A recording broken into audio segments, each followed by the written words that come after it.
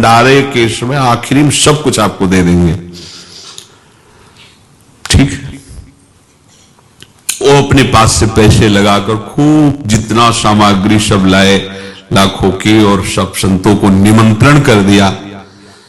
संत जन निमंत्रित हो गए, भंडारा बन रहा है। तब वहां की महानता है उनका, देखो भंडारा भी बन रहा है, संतों को निमंत्रण। अब आप अर्थ की व्यवस्था कीजिए, क्योंकि इतनी बड़ी हमारी सामर्थ्य नहीं थी जितना हमने किसी तरह हमने व्यवस्था की। अब मुझे अर्थ चाहिए, तभी आगे की व्यवस्था बढ़ेगी। संतों को दक्षिणा देंगे और जिनसे अर्थ लिया उनको दे। देखो रसोई बन गई है सब।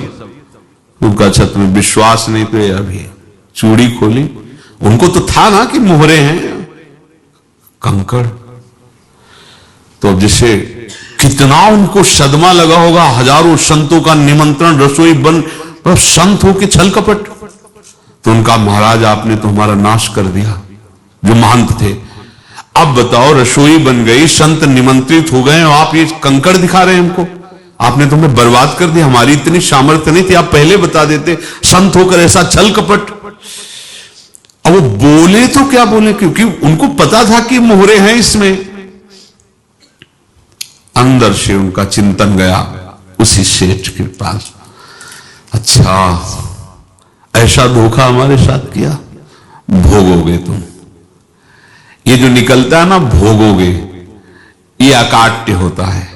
क्योंकि किसी का भी हृदय, मान लो किसी भी जीव जंतु को आप कष्ट दें और उसका हृदय आह भर जाए, तो वो आह वज्र की लीक है, तुम्हें भोगना पड़ेगा। वो देखो भीष्म जी को भोगना पड़ रहा है। सांप को ऐसे धनुष की नोक से उठाया और बंबूल के कांटों के ऊपर फेंक दिया, कई दिन तक शेदा हुआ, वो आह भर करके मरा। तो आपको 6 महीने बाणों की सैया पर आह किसी की ना लेना जिंदगी में।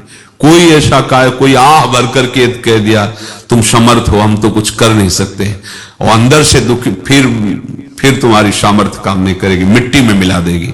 फिर ये तो संत थे, और भगवत आराधना के लिए, संत आराधना के लिए ही ऐसा किए हुए थे। अब इनका कैसे मुंह दिखाएं, अब क्या करें।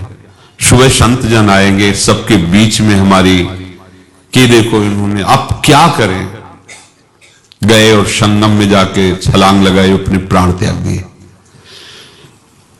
अब उनके तो पास मोहरे थी और व्यापार बढ़ा, और 9-10 महीने बाद ही लड़का हुआ। अब तो उनको कि संत फलीभूत हो गया। देखो व्यापार चल रहा, लड़का नहीं होता था, लड़का भी हो गया, बड़ा आनंद छा रहा है। जब से वो प्रकट हुए और धन की वृद्धि शुरू हो गई, पढ़ाई लिखाई में उनके खर्चा हुआ सब, बस बीमारी शुरू हो गई उनके शरीर में। अब उसमें पैसा जाना शुरू हुआ। इतने आसक्त तो वो दोनों हो गए कि कुछ भी हो, व्यापार ठप, संपत्ति बेचना शुरू। तो उन्होंने कहा कि बेटा मैं क्या कर सकता हूं तुम्हारे लिए।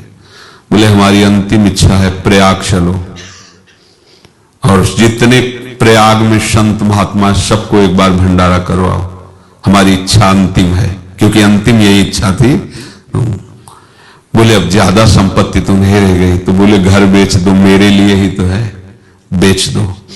मुझे लगता मैं बचूंगा नहीं, पर मेरी अंतिम इच्छा पूर्ण कर दो।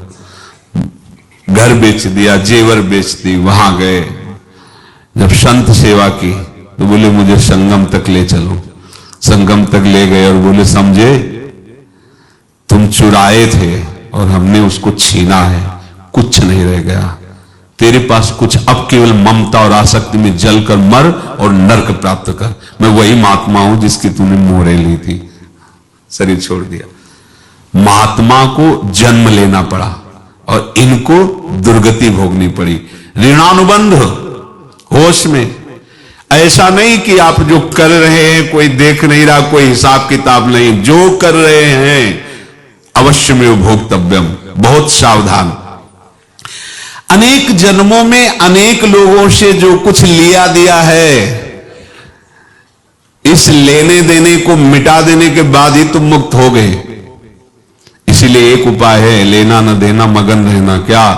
मालिक को समर्पित हो जाओ, मालिक को अपना माना हुआ समर्पित कर दो, खत्म। अहम त्वाम स्वरूपापेभ्यो मोक्षयिष्यामि। सब खत्म, आगे पीछे लेना देना सब खत्म।